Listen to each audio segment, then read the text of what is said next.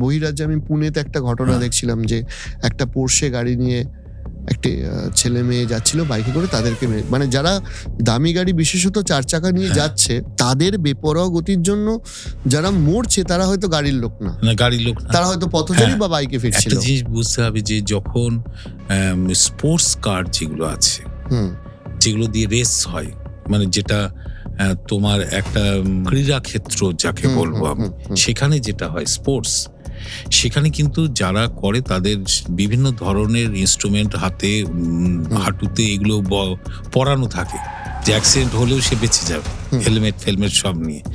কিন্তু আমি যদি ওই গতিতে এইগুলো ছাড়াই আমি রাস্তায় চলতে থাকি, তার পরিণতি তো মৃত্যু হবে, তাই না? এর জন্য দেখা যাচ্ছে অনেক উন্নত দেশ হলেও অ্যাক্সিডেন্টকে কিন্তু পুরো নির্মূল করা যায়নি। সেখানে জনসংখ্যা কম, রাস্তা চওড়া, তারপরেও অ্যাক্সিডেন্ট আমি চোখের সামনে সিঙ্গাপুরে এরকম অ্যাক্সিডেন্ট হতে দেখেছি ভয়ানক ভাবে। এটা হচ্ছে মানুষেরও তো অনেকটা বুঝতে হবে সে কিভাবে জীবনটা চায়।